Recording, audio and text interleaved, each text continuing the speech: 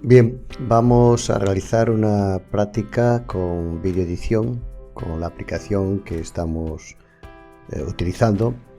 La práctica consiste en descargar desde YouTube un vídeo de una duración determinada. En ese vídeo vamos a eliminar la banda de sonido, vamos a provocar 5 cortes de 1 minuto aproximadamente cada uno de ellos y vamos a montar un proyecto final.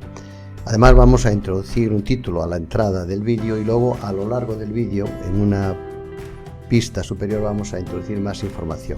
También vamos a añadir una audición y en la pista de audio de música que vamos a incorporar jugaremos con los niveles para que se pueda apreciar perfectamente cómo podemos controlar y en qué puntos podemos ir introduciendo esos diferentes niveles. Escuchamos un fragmento.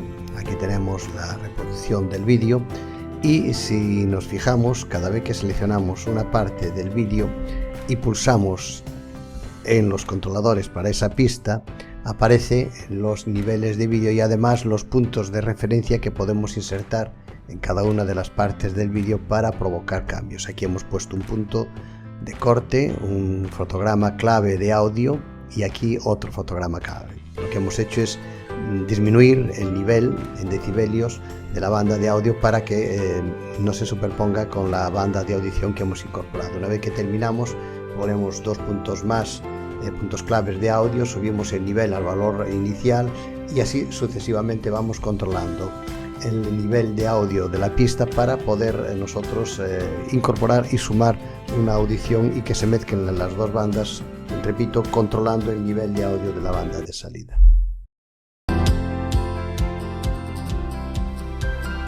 Bien, esta nueva actividad que vamos a realizar en videoedición, el proyecto será descargar desde una dirección de YouTube con uno de los programas que hemos compartido en el curso, descargar un vídeo.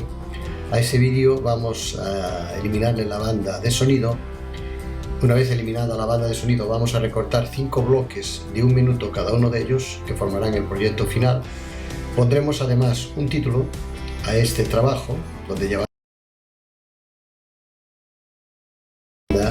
analizar si todo está correcto tal como hemos planteado y una vez que el proyecto esté tal como deseamos vamos a